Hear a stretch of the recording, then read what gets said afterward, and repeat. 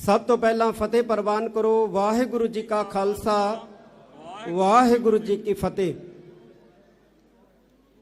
श्रोमणी गुरुद्वारा प्रबंधक कमेटी का 100 साला स्थापना वरहा मनाया जा रहा है।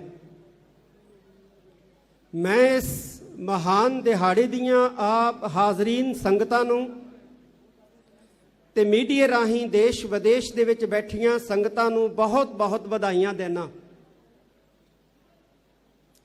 अज दे इस इकट्ठ दे विच मेरे बहुत ही सन्मानयोग सिंह साहिब ज्ञानी जगतार सिंह जी हैड ग्रंथी सचखंड श्री हरमंदर साहब जी, मेरे साथी तखत साहिब दे सिंह साहिब ज्ञानी रघबीर सिंह जी जथेदार तख्त श्री केसगढ़ साहिब, सिख जथेबंदियां संप्रदावां दे मुखी साहिबान बैठे ने। सब तो पहला एक बारी फिर गज के फतेह प्रवान करियो जे। वाहिगुरु जी का खालसा, वाहिगुरु जी की फतेह। अज असी श्रोमणी गुरुद्वारा प्रबंधक कमेटी का 100 साला स्थापना वरहा मना रहे हैं ते जिन्हां योद्धियां ने श्रोमणी गुरुद्वारा प्रबंधक कमेटी के गठन दे विच योगदान पाया, जे अज उन्हां दा नां ना लिया जावे तो मैं समझदा ये अकिरत घणता होएगी। श्रोमणी गुरुद्वारा प्रबंधक कमेटी का जन्म जात पात विरोधी चेतनता दे विचों पैदा होया, क्योंकि 11 अक्तूबर 1920 नूं श्री अमृतसर साहब की पावन धरती के उत्ते खालसा कॉलेज के प्रोफैसर साहिबान ते विद्यार्थियों ने इकट्ठे होके एक अमृत संचार करवाया ते उस अमृत संचार दे विच पछड़ियां श्रेणियां जिन्होंने असी दलित भाईचारा कहने हैं, उन्होंने वड्डी गिणती दे विच अमृतपान किया।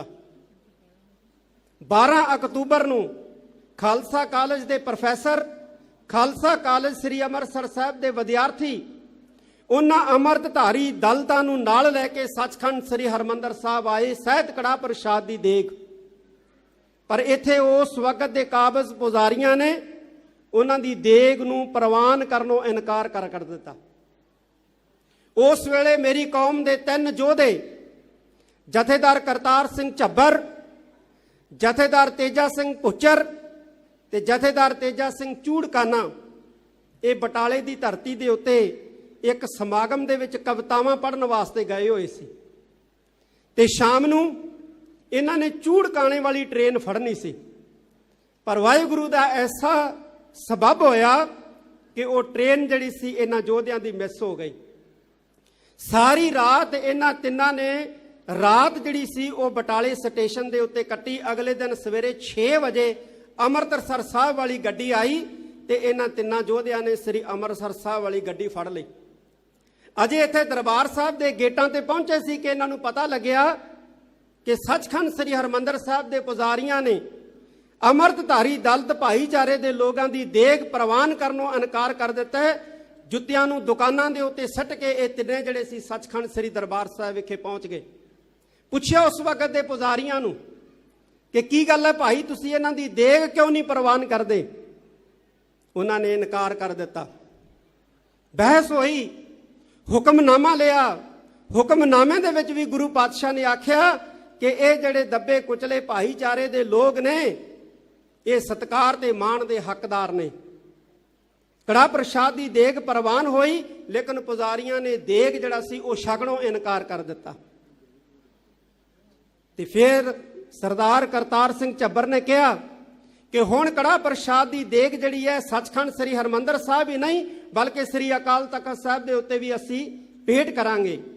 ये सारा जत्था लैके श्री अकाल तख्त साहब के उत्ते कड़ा प्रसाद की देग पहुंचया ते उस वक्त श्री अकाल तख्त साहब के जिहड़े प्रबंधक पुजारी सी वो अपने घरां दे विच भज गए। इन्हां ने सुनेहे भेजे कि आओ साडे नाल गल करो, इत्थे देग प्रवान करो, लेकिन उन्हें घरों आउणों इनकार कर दिता। उस वक्त जथेदार करतार सिंह झब्बर ने 25 सिंघां दा एक जत्था तैयार किया ते 25 सिंघां दा जत्था तैयार करके ते श्री अकाल तख्त साहब के जथेदार की सेवा जिहड़ी सी जथेदार तेजा सिंह भुच्चर नूं सौंपी ते उन्हां 25 सिंघां दे विचों 10 सिंह जिहड़े सी ਉਹ ਦਲਿਤ ਭਾਈਚਾਰਿਆਂ ਦੇ ਵਿੱਚੋਂ ਸਨ।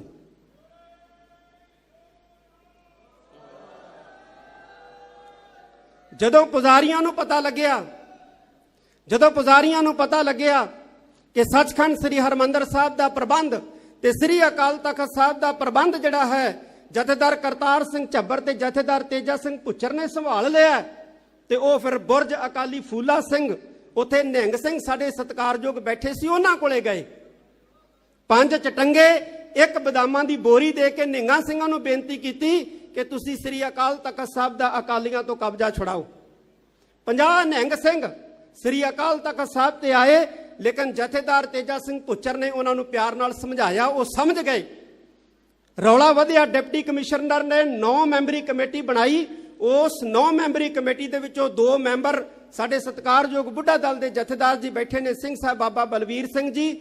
9 ਮੈਂਬਰੀ ਕਮੇਟੀ ਦੇ ਵਿੱਚੋਂ 2 ਮੈਂਬਰ ਬੁੱਢਾ ਦਲ ਦੇ ਸ਼ਾਮਲ ਕੀਤੇ ਗਏ, ਔਰ ਫੈਸਲਾ ਹੋਇਆ ਕਿ ਜਿੰਨਾ ਚਿਰ ਗੁਰਦੁਆਰਿਆਂ ਦਾ ਪੁਖਤਾ ਪ੍ਰਬੰਧ ਨਹੀਂ ਹੋ ਸਕਦਾ, ਉਹਨਾਂ ਚਿਰ ਜਥੇਦਾਰ ਤੇਜਾ ਸਿੰਘ ਭੁੱਚਰ ਜਿਹੜੇ ਨੇ ਉਹ ਸ੍ਰੀ ਅਕਾਲ ਤਖਤ ਸਾਹਿਬ ਦੀ ਸੇਵਾ ਸੰਭਾਲਣਗੇ। ਤੇ ਜਥੇਦਾਰ ਤੇਜਾ ਸਿੰਘ ਭੁੱਚਰ ਨੇ ਸਮੁੱਚੇ ਪੰਥ ਨੂੰ ਆਵਾਜ਼ ਮਾਰੀ। 15 ਤੇ 16 ਨਵੰਬਰ ਨੂੰ ਵੱਡਾ ਇਕੱਠ ਸ੍ਰੀ ਅਕਾਲ ਤਖਤ ਸਾਹਿਬ ਦੇ ਸਥਾਨ ਦੇ ਉੱਤੇ ਕੀਤਾ, ਔਰ ਉਸ ਵੱਡੇ ਇਕੱਠ ਦੇ ਵਿੱਚ ਸਿੱਖ ਡਾਕਟਰ, ਸਿੱਖ ਵਕੀਲ, ਸਿੱਖ ਪ੍ਰੋਫੈਸਰ, ਸਿੱਖ ਵਿਦਿਆਰਥੀ, ਸਿੱਖ ਸਕਾਲਰ, ਸਿੱਖ ਵੈਦ, ਇੱਥੋਂ ਤੱਕ ਕਿ ਸਿੱਖ ਫੌਜੀ ਵੀ ਜਿਹੜੇ ਸੀ ਉਹ ਸ਼ਾਮਲ ਹੋਏ। ਤੇ ਫਿਰ ਜਦੋਂ ਸਾਰੇ ਸਿੱਖ ਫੌਜੀ ਸ਼ਾਮਲ ਹੋਏ ਤੇ ਉਸ ਇਕੱਠ ਦੇ ਵਿੱਚ ਫਿਰ ਜਥੇਦਾਰ ਤੇਜਾ ਸਿੰਘ ਭੁੱਚਰ, ਜਥੇਦਾਰ ਕਰਤਾਰ ਸਿੰਘ ਝੱਬਰ ਦੀ ਅਗਵਾਈ ਦੇ ਵਿੱਚ ਸ਼੍ਰੋਮਣੀ ਗੁਰਦੁਆਰਾ ਪ੍ਰਬੰਧਕ ਕਮੇਟੀ ਦਾ ਗਠਨ ਹੋਇਆ। ਪਰ ਸਰਕਾਰ ਜਿਹੜੀ ਆ ਉਹ ਘਬਰਾ ਗਈ। ਸਰਕਾਰ ਨੇ 2 ਦਿਨ ਪਹਿਲਾਂ ਪਟਿਆਲਾ ਰਿਆਸਤ ਦੇ ਰਾਜੇ ਦੇ ਰਾਹੀਂ 35 ਮੈਂਬਰੀ ਇੱਕ ਗੁਰਦੁਆਰਾ ਪ੍ਰਬੰਧਕ ਕਮੇਟੀ ਬਣਾ ਦਿੱਤੀ, ਜਿਹਦੇ ਵਿੱਚ 35 ਮੈਂਬਰ ਆਪਣੇ ਵਫਾਦਾਰ ਜਿਹੜੇ ਸੀ ਉਹ ਪਾ ਦਿੱਤੇ, ਸ਼ਾਮਲ ਕਰ ਦਿੱਤੇ। ਪਰ ਸਾਡੇ ਬਜ਼ੁਰਗਾਂ ਦੀ ਸਿਆਣਪ ਦੇਖੋ, ਜਿਸ ਦਿਨ 15 ਤੇ 16 ਨਵੰਬਰ ਨੂੰ ਸ਼੍ਰੋਮਣੀ ਗੁਰਦੁਆਰਾ ਪ੍ਰਬੰਧਕ ਕਮੇਟੀ ਦਾ ਗਠਨ ਹੋਇਆ, 175 ਕੇ 70 ਮੈਂਬਰ ਜਿਹੜੇ ਸੀ ਉਹ ਚੁਣੇ ਗਏ। ਉਹਨਾਂ 170 ਮੈਂਬਰਾਂ ਦੇ ਵਿੱਚੋਂ ਸਰਕਾਰ ਦੇ 35 ਮੈਂਬਰ ਜਿਹੜੇ ਸੀ ਉਹ ਵੀ ਵਿੱਚ ਮਰਜ ਕਰ ਲਏ, ਵੀ ਰੌਲਾ ਨਾ ਪਵੇ, ਸਰਕਾਰ ਨੂੰ ਮੌਕਾ ਨਾ ਮਿਲੇ ਸਾਡੀ ਵਿਰੋਧਤਾ ਕਰਨ ਦਾ। ਇਹ ਸਾਡੇ ਬਜ਼ੁਰਗਾਂ ਦੀ ਇੱਕ ਸਿਆਣਪ ਸੀ, ਸਾਡੇ ਬਜ਼ੁਰਗਾਂ ਦੀ ਸਮਝਦਾਰੀ ਸੀ। ਸ਼੍ਰੋਮਣੀ ਗੁਰਦੁਆਰਾ ਪ੍ਰਬੰਧਕ ਕਮੇਟੀ ਜਿਹੜੀ ਹੈ ਉਹ ਕਾਇਮ ਹੋਈ, ਤੇ ਉਸ ਵਕਤ ਸ੍ਰੀ ਅਕਾਲ ਤਖਤ ਸਾਹਿਬ ਦੇ ਸਥਾਨ ਦੇ ਉੱਤੇ ਸਿਰਫ 2 ਕੰਮ ਜਿਹੜੇ ਆ ਉਹ ਉਲੀਕੇ ਗਏ ਕਰਨ ਦੇ ਲਈ। ਪਹਿਲਾ ਕੰਮ, ਸ੍ਰੀ ਅਕਾਲ ਤਖਤ ਸਾਹਿਬ ਦੀ ਫਸੀਲ ਤੋਂ ਪੰਥ ਨੂੰ ਆਵਾਜ਼ ਮਾਰਦਿਆਂ ਇਹ ਕਰਨ ਵਾਸਤੇ ਕਿਹਾ ਗਿਆ ਕਿ ਤਮਾਮ ਇਤਿਹਾਸਕ ਗੁਰਦੁਆਰਿਆਂ ਦਾ ਪ੍ਰਬੰਧ ਉਹ ਸ਼੍ਰੋਮਣੀ ਗੁਰਦੁਆਰਾ ਪ੍ਰਬੰਧਕ ਕਮੇਟੀ ਕਰੇਗੀ। ਤੇ ਦੂਸਰਾ ਜਿਹੜਾ ਕਾਰਜ ਜਿਹੜਾ ਸੀ ਪੰਥ ਨੂੰ ਸੌਂਪਿਆ ਗਿਆ, ਉਹ ਇਹ ਸੌਂਪਿਆ ਗਿਆ ਕਿ ਸ਼੍ਰੋਮਣੀ ਗੁਰਦੁਆਰਾ ਪ੍ਰਬੰਧਕ ਕਮੇਟੀ ਪੰਥ ਦੇ ਸਹਿਯੋਗ ਦੇ ਨਾਲ ਇਹਨਾਂ ਗੁਰਦੁਆਰੇ ਸਾਹਿਬਾਨਾਂ ਦੇ ਵਿੱਚ ਸਿੱਖ ਰਹਿਤ ਮਰਿਆਦਾ ਲਾਗੂ ਕਰੂਗੀ, ਜਿਹੜੀ ਮਹੰਤਾਂ ਪੁਜਾਰੀਆਂ ਨੇ ਵਿਗਾੜ ਦਿੱਤੀ ਹੈ। ਤਾਂ ਇਹ 2 ਕਾਰਜ ਉਸ ਵਕਤ ਸ਼੍ਰੋਮਣੀ ਗੁਰਦੁਆਰਾ ਪ੍ਰਬੰਧਕ ਕਮੇਟੀ ਨੇ ਆਪਣੇ ਏਜੰਡੇ ਦੇ ਉੱਤੇ ਰੱਖੇ, ਔਰ ਦੋਨੇ ਕਾਰਜ ਜਿਹੜੇ ਕਰਨ ਦੇ ਲਈ ਮੁਹਿੰਮ ਜਿਹੜੀ ਆ ਉਹ ਵਿੱਢ ਦਿੱਤੀ। ਉਸ ਸਮੇਂ ਤੋਂ ਹੀ ਸ਼੍ਰੋਮਣੀ ਗੁਰਦੁਆਰਾ ਪ੍ਰਬੰਧਕ ਕਮੇਟੀ ਦੀ ਵਿਰੋਧਤਾ ਸ਼ੁਰੂ ਹੋ ਗਈ। ਪੁਜਾਰੀਆਂ ਨੇ ਪਿੰਡ ਜਾ ਕੇ ਹੋਕੇ ਦਿੱਤੇ ਕਿ ਉਹ ਲੋਕੋ ਧਿਆਨ ਦੇ ਨਾਲ ਸੁਣੋ, ਸ੍ਰੀ ਅਕਾਲ ਤਖਤ ਸਾਹਿਬ ਦੇ ਉੱਤੇ ਦਲਿਤਾਂ ਦਾ ਕਬਜ਼ਾ ਹੋ ਗਿਆ। ਪਿੰਡਾਂ ਦੇ ਵਿੱਚੋਂ ਜਿਹੜੇ ਉੱਚ ਜਾਤੀ ਅਭਿਮਾਨੀ ਲੋਕ ਸੀ ਉਹ ਇਕੱਠੇ ਹੋ ਕੇ ਆਏ। ਜਥੇਦਾਰ ਤੇਜਾ ਸਿੰਘ ਭੁੱਚਰ ਨੇ ਉਹਨਾਂ ਨੂੰ ਸਮਝਾਇਆ, ਔਰ ਹੈਰਾਨੀ ਦੀ ਗੱਲ ਕਿ ਜਿਹੜੇ ਲੋਕ ਪੁਜਾਰੀਆਂ ਦੇ ਬਹਿਕਾਵੇ ਦੇ ਉੱਤੇ ਸ੍ਰੀ ਅਕਾਲ ਤਖਤ ਸਾਹਿਬ ਦੇ ਉੱਤੇ ਇਕੱਠੇ ਹੋ ਕੇ ਕਬਜ਼ਾ ਛੁਡਾਉਣ ਵਾਸਤੇ ਆਏ ਸੀ, ਉਹਨਾਂ ਵਿੱਚੋਂ ਜਥੇਦਾਰ ਤੇਜਾ ਸਿੰਘ ਭੁੱਚਰ ਤੇ ਜਥੇਦਾਰ ਕਰਤਾਰ ਸਿੰਘ ਝੱਬਰ ਨੇ 15 ਨੌਜਵਾਨ ਜਿਹੜੇ ਸੀ ਆਪਣੀ ਸੈਨਾ 'ਚ ਭਰਤੀ ਕਰ ਲਏ, ਜਥੇ 'ਚ ਭਰਤੀ ਕਰ ਲਏ। ਫਿਰ ਪੁਜਾਰੀਆਂ ਨੇ ਜਿਹੜਾ ਸੀ ਜਦੋਂ ਦੇਖਿਆ ਕਿ ਇਹ ਵੀ ਸਾਡੀ ਗੱਲ ਦਾਲ ਨਹੀਂ ਗਲੀ, ਸਾਡੀ ਗੱਲ ਨਹੀਂ ਗਲੀ, ਫਿਰ ਪੁਜਾਰੀਆਂ ਨੇ ਅੰਮ੍ਰਿਤਸਰ ਸਾਹਿਬ ਦੇ ਗੁੰਡਿਆਂ ਨੂੰ ਜਿਹੜਾ ਸੀ ਖਰੀਦਿਆ ਕਿ ਜਾ ਕੇ ਅਕਾਲੀਆਂ ਤੋਂ ਕਬਜ਼ਾ ਛੁਡਾਓ। ਤੇ ਜਥੇਦਾਰ ਕਰਤਾਰ ਸਿੰਘ ਝੱਬਰ ਦੀ ਡਾਇਰੀ ਇਹ ਦੱਸਦੀ ਹੈ ਕਿ ਜਥੇਦਾਰ ਕਰਤਾਰ ਸਿੰਘ ਝੱਬਰ ਨੇ ਉਸ ਵਕਤ ਅਕਾਲੀ ਵਰਕਰਾਂ ਨੂੰ ਕਿਹਾ ਉਸ ਵਕਤ ਕਿ ਜਿਹੜਾ ਇਹ ਕਹਿੰਦਾ ਕਿ ਤਖਤ ਸ੍ਰੀ ਅਕਾਲ ਤਖਤ ਸਾਹਿਬ ਦਾ ਪ੍ਰਬੰਧ ਅਸੀਂ ਲੈਣਾ, ਡਾਂਗਾਂ ਦੇ ਨਾਲ ਉਹਦਾ ਮੂੰਹ ਭੰਨ ਦਿਓ। ਤੇ ਅੰਮ੍ਰਿਤਸਰ ਦੇ ਬਾਜ਼ਾਰ ਦੇ ਵਿੱਚੋਂ 100 ਡਾਂਗਾਂ ਜਿਹੜੀਆਂ ਸੀ ਉਸ ਵਕਤ ਸ਼੍ਰੋਮਣੀ ਗੁਰਦੁਆਰਾ ਪ੍ਰਬੰਧਕ ਕਮੇਟੀ ਨੇ ਗੁੰਡਿਆਂ ਦਾ ਟਾਕਰਾ ਕਰਨ ਵਾਸਤੇ ਖਰੀਦੀਆਂ। ਇੱਥੇ ਹੀ ਬਸ ਨਹੀਂ ਕੀਤਾ, ਜਥੇਦਾਰ ਤੇਜਾ ਸਿੰਘ ਭੁੱਚਰ ਨੇ ਪਿੰਡ ਸਿੱਖ ਸੰਗਤਾਂ ਨੂੰ ਚੇਤੰਨ ਕਰਨ ਵਾਸਤੇ 2 ਅਖਬਾਰ ਸ਼੍ਰੋਮਣੀ ਕਮੇਟੀ ਵੱਲੋਂ ਜਾਰੀ ਕੀਤੇ। ਇੱਕ ਗੜਗੱਜ ਅਕਾਲੀ ਤੇ ਦੂਜਾ ਬੱਬਰ ਅਕਾਲੀ। ਇਹ ਦੋ ਅਖਬਾਰ ਜਿਹੜੇ ਸੀ ਜਥੇਦਾਰ ਤੇਜਾ ਸਿੰਘ ਭੁੱਚਰ ਨੇ ਚਾਲੂ ਕੀਤੇ ਸ੍ਰੀ ਅਕਾਲ ਤਖਤ ਸਾਹਿਬ ਤੋਂ ਸ਼੍ਰੋਮਣੀ ਗੁਰਦੁਆਰਾ ਪ੍ਰਬੰਧਕ ਕਮੇਟੀ ਵੱਲੋਂ, ਔਰ ਇਹਨਾਂ ਦੋਨਾਂ ਅਖਬਾਰਾਂ ਨੇ ਸਿੱਖ ਸੰਗਤਾਂ ਦੇ ਅੰਦਰ ਇੱਕ ਨਵਾਂ ਜੋਸ਼ ਤੇ ਪ੍ਰਚਾਰ ਪ੍ਰਸਾਰ ਜਿਹੜਾ ਸੀ ਉਹ ਕਰਕੇ ਇੱਕ ਚੇਤਨਾ ਭਰਨ ਦਾ ਕਾਰਜ ਕੀਤਾ। ਲੋਕ ਵੱਧ ਤੋਂ ਵੱਧ ਸਿੱਖ ਜਿਹੜੇ ਪ੍ਰਚਾਰੀਆਂ ਦੇ ਬਹਿਕਾਵੇ ਦੇ ਵਿੱਚ ਆਏ ਸੀ ਉਹ ਸ਼੍ਰੋਮਣੀ ਗੁਰਦੁਆਰਾ ਪ੍ਰਬੰਧਕ ਕਮੇਟੀ ਨਾਲ ਜੁੜਨੇ ਸ਼ੁਰੂ ਹੋ ਗਏ। ਹੋਰ ਵਲੰਟੀਅਰਾਂ ਦੀ ਲੋੜ ਪਈ, ਹੋਰ ਜਦੋਂ ਵਲੰਟੀਅਰਾਂ ਦੀ ਲੋੜ ਪਈ ਔਰ ਇੱਕ ਸਿਆਸੀ ਮਜ਼ਬੂਤ ਧੜਾ ਬਣਾਉਣ ਦੀ ਲੋੜ ਪਈ ਤਾਂ ਜਥੇਦਾਰ ਤੇਜਾ ਸਿੰਘ ਭੁੱਚਰ ਨੇ 1 ਮਹੀਨੇ ਬਾਅਦ ਸ੍ਰੀ ਅਕਾਲ ਤਖਤ ਸਾਹਿਬ ਦੇ ਸਥਾਨ ਤੋਂ ਸ਼੍ਰੋਮਣੀ ਅਕਾਲੀ ਦਲ ਦੀ ਸਥਾਪਨਾ ਕੀਤੀ। ਜਥੇਦਾਰ ਸਿੰਘ ਸਾਹਿਬ ਗਿਆਨੀ ਰਣਜੀਤ ਸਿੰਘ ਜੀ ਗੌਹਰ ਨੇ ਬਿਲਕੁਲ ਦਰੁਸਤ ਕਿਹਾ ਹੈ ਕਿ ਸ਼੍ਰੋਮਣੀ ਗੁਰਦੁਆਰਾ ਪ੍ਰਬੰਧਕ ਕਮੇਟੀ ਸ਼੍ਰੋਮਣੀ ਅਕਾਲੀ ਦਲ ਦੀ ਮਾਂ ਹੈ। ਕੋਈ ਇਹਦੇ ਵਿੱਚ ਦੋ ਰਾਵਾਂ ਨਹੀਂ ਹੈ। ਅੱਜ ਸ਼੍ਰੋਮਣੀ ਗੁਰਦੁਆਰਾ ਪ੍ਰਬੰਧਕ ਕਮੇਟੀ ਨੂੰ ਫਿਰ ਤੋਂ ਮੁੜ ਚੁਣੌਤੀਆਂ ਦਾ ਸਾਹਮਣਾ ਕਰਨਾ ਪਿਆ। ਇਹ ਨਹੀਂ ਕਿ ਅੱਜ ਚੁਣੌਤੀਆਂ ਦਾ ਸਾਹਮਣਾ ਕਰਨਾ ਪੈ ਰਿਹਾ ਸ਼੍ਰੋਮਣੀ ਗੁਰਦੁਆਰਾ ਪ੍ਰਬੰਧਕ ਕਮੇਟੀ ਨੂੰ। ਆਪਣੇ ਜਨਮ ਤੋਂ ਸ਼੍ਰੋਮਣੀ ਗੁਰਦੁਆਰਾ ਪ੍ਰਬੰਧਕ ਕਮੇਟੀ ਆਪਣੀਆਂ ਚੁਣੌਤੀਆਂ ਦਾ ਸਾਹਮਣਾ ਕਰਦਾ ਆ ਰਹੀ ਹੈ, ਮੁਕਾਬਲਾ ਕਰਦਾ ਆ ਰਹੀ ਹੈ। 84 ਦੇ ਵਿੱਚ ਭਾਰਤ ਦੀ ਸਰਕਾਰ ਨੇ ਸ਼੍ਰੋਮਣੀ ਗੁਰਦੁਆਰਾ ਪ੍ਰਬੰਧਕ ਕਮੇਟੀ ਨੂੰ ਤੋੜਨ ਦਾ ਯਤਨ ਕੀਤਾ ਆਪਣੇ ਜ਼ਰ ਖਰੀਦਾਂ ਦੇ ਰਾਹੀਂ, ਪਰ ਕਾਮਯਾਬ ਨਾ ਹੋ ਸਕੀ ਕਿਉਂਕਿ ਉਸ ਵਕਤ ਸ਼੍ਰੋਮਣੀ ਗੁਰਦੁਆਰਾ ਪ੍ਰਬੰਧਕ ਕਮੇਟੀ ਦੇ ਪ੍ਰਧਾਨ ਜਥੇਦਾਰ ਗੁਰਚਰਨ ਸਿੰਘ ਟੌੜਾ ਵਰਗੇ ਜਿਹੜੇ ਸਨ ਬੜੇ ਚੇਤੰਨ ਸਨ। ਉਹਨਾਂ ਨੇ ਭਾਰਤ ਸਰਕਾਰ ਦੀ ਦਾਲ ਨਹੀਂ ਗਲਣ ਦਿੱਤੀ। ਕਿਉਂ ਤੋੜਨਾ ਚਾਹੁੰਦੀ ਹੈ ਭਾਰਤ ਸਰਕਾਰ ਸ਼੍ਰੋਮਣੀ ਗੁਰਦੁਆਰਾ ਪ੍ਰਬੰਧਕ ਕਮੇਟੀ ਨੂੰ? ਸਵਾਲ ਪੈਦਾ ਹੁੰਦਾ ਹੋਊਗਾ, ਕਿਉਂ ਤੋੜਨਾ ਚਾਹੁੰਦੀ ਹੈ ਭਾਰਤ ਸਰਕਾਰ ਸ਼੍ਰੋਮਣੀ ਗੁਰਦੁਆਰਾ ਪ੍ਰਬੰਧਕ ਕਮੇਟੀ ਨੂੰ? ਕਿਉਂ ਗੁਰਦੁਆਰਿਆਂ ਦਾ ਪ੍ਰਬੰਧ ਜਿਹੜਾ ਹੈ ਮੰਦਰਾਂ ਵਾਂਗ ਕਰਨਾ ਚਾਹੁੰਦੀ ਹੈ, ਟਰਸਟ ਬਣਾ ਕੇ, ਬੋਰਡ ਬਣਾ ਕੇ? ਕਿਉਂਕਿ ਸ਼੍ਰੋਮਣੀ ਗੁਰਦੁਆਰਾ ਪ੍ਰਬੰਧਕ ਕਮੇਟੀ ਸਟੇਟ ਦੇ ਅੰਦਰ ਇੱਕ ਸਟੇਟ ਹੈ, ਭਾਰਤ ਦੇ ਅੰਦਰ ਇੱਕ ਸਟੇਟ ਹੈ, ਆਜ਼ਾਦ ਸਟੇਟ ਦਾ ਰੁਤਬਾ ਰੱਖਦੀ ਹੈ ਸ਼੍ਰੋਮਣੀ ਗੁਰਦੁਆਰਾ ਪ੍ਰਬੰਧਕ ਕਮੇਟੀ। ਇਸ ਕਰਕੇ ਭਾਰਤੀ ਹੁਕਮਰਾਨਾਂ ਦੀ ਅੱਖ ਦੇ ਵਿੱਚ ਚੁਭਦੀ ਹੈ ਸ਼੍ਰੋਮਣੀ ਗੁਰਦੁਆਰਾ ਪ੍ਰਬੰਧਕ ਕਮੇਟੀ।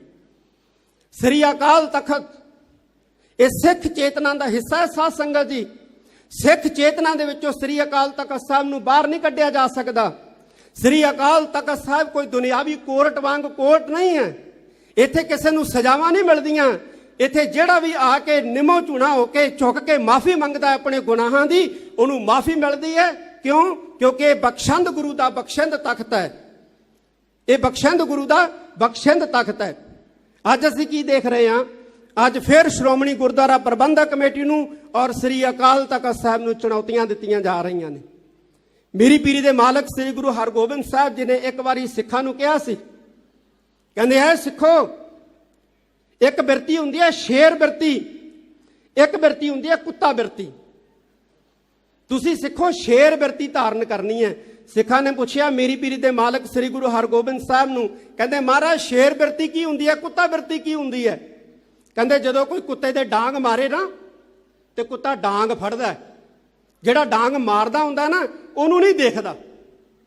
ਤੇ ਸ਼ੇਰ ਬਿਰਤੀ ਕੀ ਹੁੰਦੀ ਹੈ? ਕਹਿੰਦੇ ਸ਼ੇਰ ਬਿਰਤੀ ਹੁੰਦੀ ਹੈ ਸ਼ੇਰ ਦੇ ਜਦੋਂ ਕੋਈ ਡਾਂਗ ਮਾਰਦਾ, ਸ਼ੇਰ ਡਾਂਗ ਵੱਲੇ ਨਹੀਂ ਝਾਕਦਾ, ਸ਼ੇਰ ਮਾਰਨ ਵਾਲੇ ਵੱਲ ਨਹੀਂ ਝਾਕਦਾ। ਜਿਹੜਾ ਮਾਰ ਰਿਹਾ ਹੁੰਦਾ ਨਾ ਗੋਲੀ ਜਾਂ ਡਾਂਗ, ਸ਼ੇਰ ਉਸ ਵੱਲ ਵੇਖਦਾ। ਸਿੱਖੋ ਤੁਸੀਂ ਸ਼ੇਰ ਬਿਰਤੀ ਧਾਰਨ ਕਰਨੀ ਹੈ। ਤੁਸੀਂ ਇਹ ਨਹੀਂ ਦੇਖਣਾ ਕਿ ਸਾਡੇ ਤੇ ਹਮਲਾਵਰ ਹੋਣ ਆਏ ਅੱਗੇ ਕੌਣ ਨੇ, ਬਲਕਿ ਇਹ ਦੇਖੋ ਕਿ ਉਹਨਾਂ ਨੂੰ ਭੇਜਣ ਵਾਲੇ ਕੌਣ ਨੇ, ਉਹਨਾਂ ਨੂੰ ਇੱਥੇ ਘੱਲਣ ਵਾਲੇ ਕੌਣ ਨੇ। ਅੱਜ ਸਾਨੂੰ ਫਿਰ ਚੁਣੌਤੀਆਂ ਦਾ ਜਿਹੜਾ ਸਾਹਮਣਾ ਕਰਨਾ ਪੈ ਰਿਹਾ। ਬਹੁਤ ਵਕਤ ਹੋ ਗਿਆ, ਮੈਂ ਬਹੁਤਾ ਲੰਬਾ ਸਮਾਂ ਨਹੀਂ ਲੈਣਾ। ਮੈਂ ਦੋ ਗੱਲਾਂ ਆਪ ਨਾਲ ਸਾਂਝੀਆਂ ਕਰਨੀਆਂ ਨੇ। ਇੱਕ ਮੈਂ ਕਹਿਣਾ ਸ਼੍ਰੋਮਣੀ ਅਕਾਲੀ ਦਲ ਨੂੰ, ਸ਼੍ਰੋਮਣੀ ਅਕਾਲੀ ਦਲ ਸ਼੍ਰੋਮਣੀ ਗੁਰਦੁਆਰਾ ਪ੍ਰਬੰਧਕ ਕਮੇਟੀ ਦਾ ਪੁੱਤਰ ਹੈ। ਜਿਵੇਂ ਕਿਹਾ ਹੈ ਕਿ ਸ਼੍ਰੋਮਣੀ ਕਮੇਟੀ ਮਾਂ ਹੈ। ਸ਼੍ਰੋਮਣੀ ਅਕਾਲੀ ਦਲ ਆਪਣਾ 100 ਸਾਲਾ ਵਰ੍ਹੇਗੰਢ ਵੀ ਮਨਾਉਣ ਜਾ ਰਿਹਾ ਦਸੰਬਰ ਦੇ ਮਹੀਨੇ ਦੇ ਵਿੱਚ। ਸ਼੍ਰੋਮਣੀ ਅਕਾਲੀ ਦਲ ਦੇ ਲੀਡਰ ਸਾਹਿਬਾਨ ਬੈਠੇ ਨੇ। ਸ਼੍ਰੋਮਣੀ ਅਕਾਲੀ ਦਲ ਪੰਜਾਬ ਟੂ ਪੰਥ ਸਫ਼ਰ ਜਿਹੜਾ ਹੈ ਉਹ ਪ੍ਰਾਰੰਭ ਕਰ ਦੇਵੇ ਤੇ ਆਉਣ ਵਾਲੇ ਸਮੇਂ ਦੇ ਵਿੱਚ ਮਾਂ ਨਾਲੋਂ ਪੁੱਤ ਨੂੰ ਤੇ ਪੁੱਤ ਨਾਲੋਂ ਮਾਂ ਨੂੰ ਕੋਈ ਵੱਖ ਨਹੀਂ ਕਰ ਸਕੇਗਾ।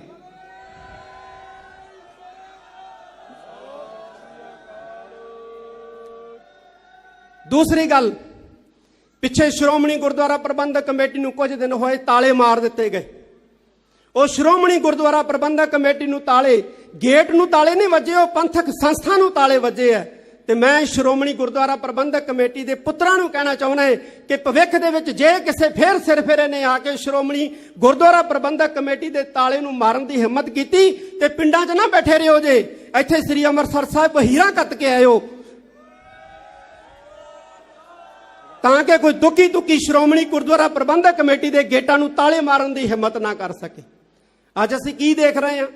ਬਹੁਤ ਸਾਰੀਆਂ ਸਿੱਖ ਸੰਗਤਾਂ ਦੇ ਮਨਾਂ ਦੇ ਵਿੱਚ ਸਵਾਲ ਹੈ, ਜਵਾਬ ਲੈਣਾ ਚਾਹੁੰਦੀਆਂ ਨੇ ਸਿੱਖ ਸੰਗਤਾਂ। ਜਿਹੜਾ ਸਿੱਖ ਸੰਗਤਾਂ ਜਵਾਬ ਲੈਣਾ ਚਾਹੁੰਦੀਆਂ ਨੇ ਬਿਲਕੁਲ ਦਰੁਸਤ ਹੈ, ਪਰ ਜਿਹੜੇ ਵਿਰੋਧੀ ਜਵਾਬ ਲੈਣਾ ਚਾਹੁੰਦੇ ਨੇ, ਜਵਾਬ ਉਹਨਾਂ ਨੂੰ ਵੀ ਸ਼੍ਰੋਮਣੀ ਗੁਰਦੁਆਰਾ ਪ੍ਰਬੰਧਕ ਕਮੇਟੀ ਲਈ ਦੇਣ ਲਈ ਸਮਰੱਥ ਹੈ, ਲੇਕਿਨ ਉਹਨਾਂ ਦਾ ਸਵਾਲ ਕਰਨ ਦਾ ਤਰੀਕਾ ਗਲਤ ਹੈ।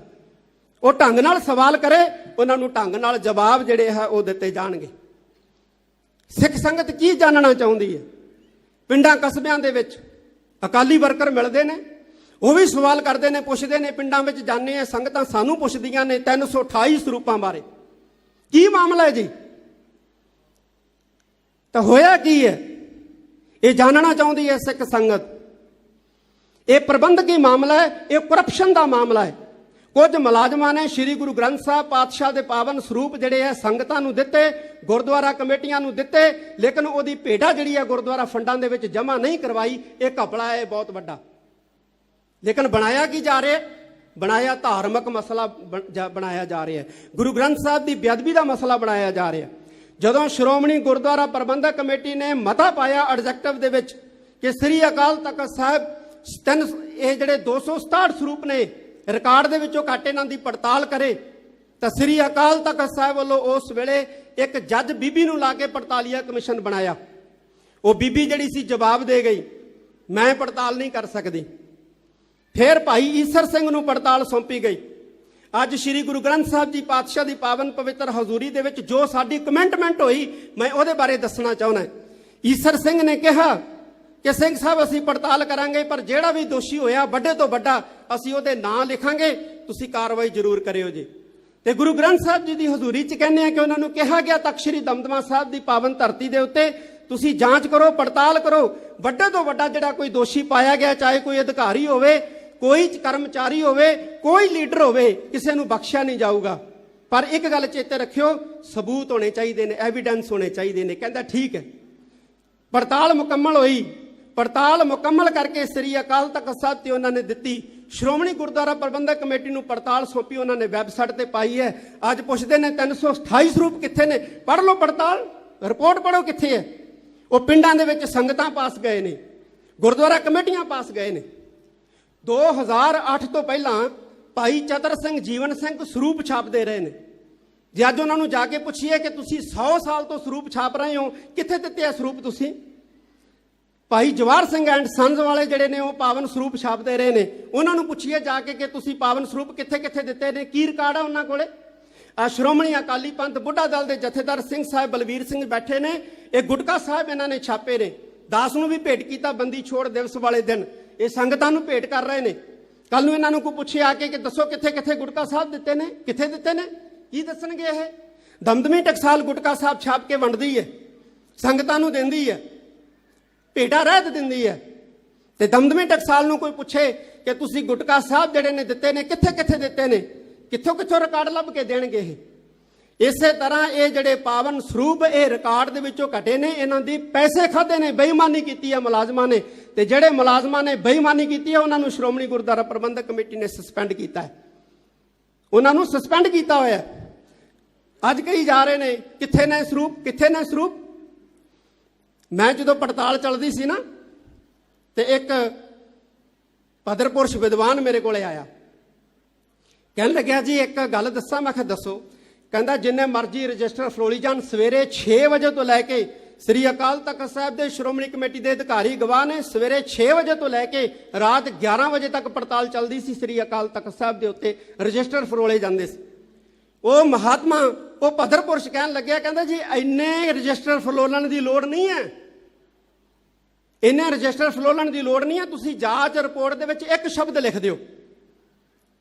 ਫਿਰ ਕਹਿੰਦਾ ਇਹ ਕਿਹਾ ਜਾਊਗਾ ਅਕਾਲ ਤਖਤ ਮਹਾਨ ਹੈ, ਸਿੱਖ ਪੰਥ ਦੀ ਸ਼ਾਨ ਹੈ। ਮੈਂ ਕਿਹਾ ਕਿਹੜਾ ਸ਼ਬਦ ਲਿਖ ਦਈਏ ਪੜਤਾਲ ਰਿਪੋਰਟ ਦੇ ਵਿੱਚ? ਇੱਕ ਕਹਿੰਦਾ ਇੱਕੋ ਸ਼ਬਦ ਲਿਖ ਦਿਓ ਕਿ ਬਾਦਲ ਆਏ, ਸ੍ਰੀ ਗੁਰੂ ਗ੍ਰੰਥ ਸਾਹਿਬ ਜੀ ਦੇ ਸਰੂਪ ਪ੍ਰੈਸ ਤੋਂ ਲਏ ਤੇ ਨਾਗਪੁਰ ਪਹੁੰਚਾਤੇ। ਕਹਿੰਦੇ ਅਕਾਲ ਤਖਤ ਸਾਹਿਬ ਮਹਾਨ ਹੈ, ਸਿੱਖ ਪੰਥ ਦੀ ਸ਼ਾਨ ਹੈ। ਜੇ ਤੁਸੀਂ ਇਹ ਨਾ ਕੀਤਾ, ਜਿੰਨੀ ਮਰਜ਼ੀ ਸੱਚੀ ਰਿਪੋਰਟ ਪੇਸ਼ ਕਰ ਦਿਓ, ਇਹ ਲੋਕ ਸ੍ਰੀ ਅਕਾਲ ਤਖਤ ਸਾਹਿਬ ਤੇ ਚੜ੍ਹ ਕੇ ਆਉਣਗੇ। ਔਰ ਉਹੀ ਗੱਲ ਹੋਈ, ਉਹਦੀ ਸੱਚੀ ਗੱਲ ਹੋਈ। ਸੱਚੀ ਰਿਪੋਰਟ ਸ੍ਰੀ ਅਕਾਲ ਤਖਤ ਸਾਹਿਬ ਦੇ ਉੱਤੇ ਸਬਮਿਟ ਹੋਈ, ਲੇਕਿਨ ਇਹ ਲੋਕ ਸ੍ਰੀ ਅਕਾਲ ਤਖਤ ਸਾਹਿਬ ਦੇ ਉੱਤੇ ਚੜ੍ਹ ਕੇ ਆਏ। ਧਰਨੇ ਲਾਉਣੇ ਨੇ ਲੀਡਰਾਂ ਦੇ ਬੂਹਿਆਂ ਮੂਹਰੇ ਲਾਓ।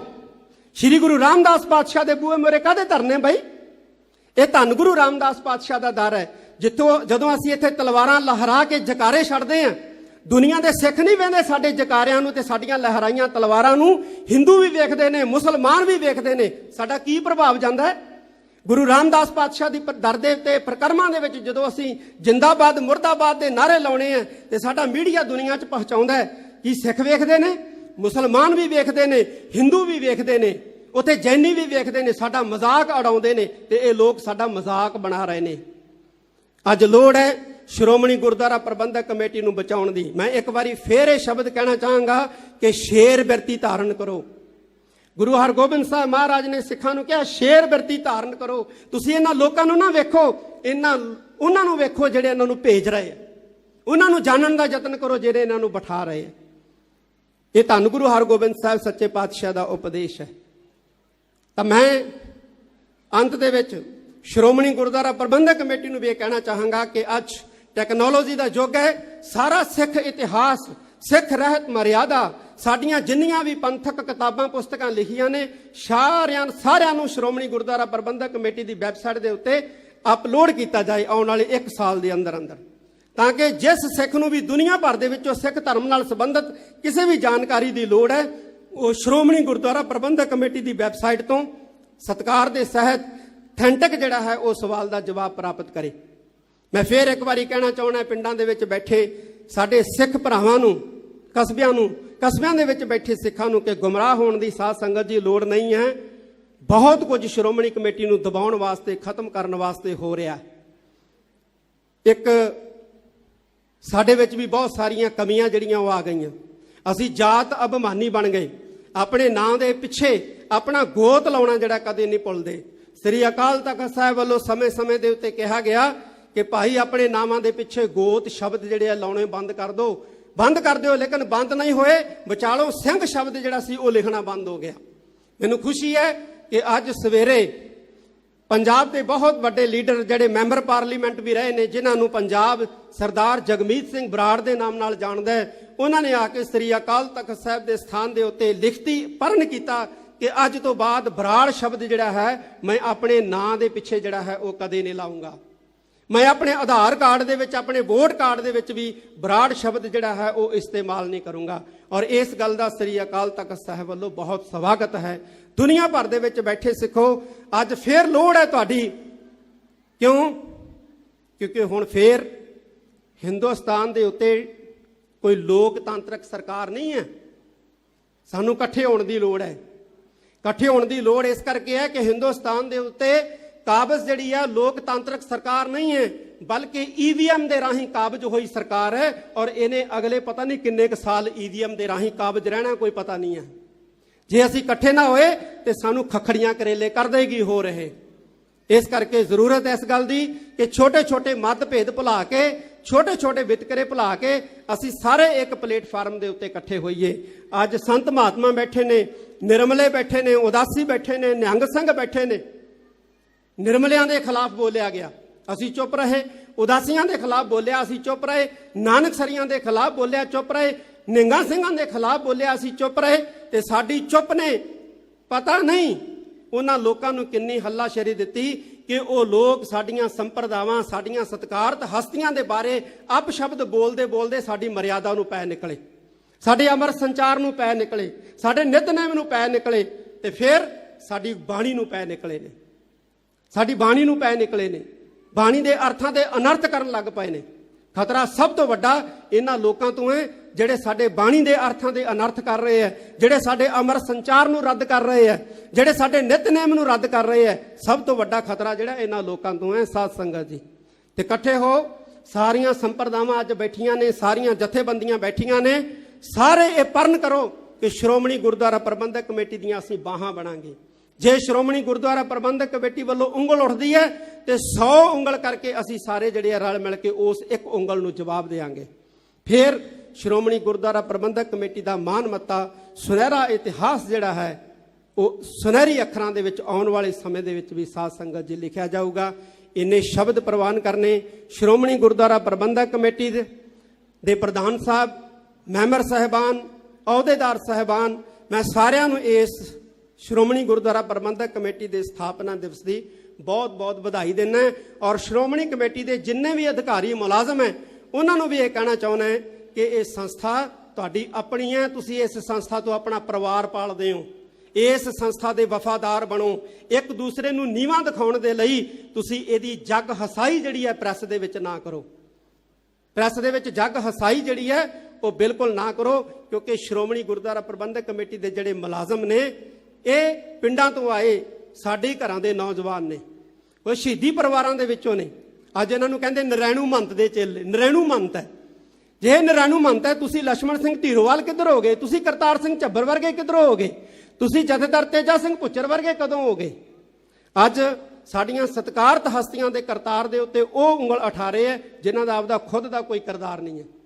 ਤੇ ਅੱਜ ਲੋੜ ਹੈ ਆਪਣੀਆਂ ਸੰਸਥਾਵਾਂ ਬਚਾਉਣ ਦੀ, ਚਾਹੇ ਉਹ ਬੁੱਢਾ ਦਲ ਹੈ, ਚਾਹੇ ਉਹ ਤਰਨਾ ਦਲ ਹੈ, ਚਾਹੇ ਉਹ ਸ਼੍ਰੋਮਣੀ ਗੁਰਦੁਆਰਾ ਪ੍ਰਬੰਧਕ ਕਮੇਟੀ ਹੈ, ਚਾਹੇ ਉਹ ਸਿੰਘ ਸਭਾ ਲਹਿਰ ਹੈ, ਚਾਹੇ ਕੋਈ ਵੀ ਸੰਸਥਾ ਹੈ।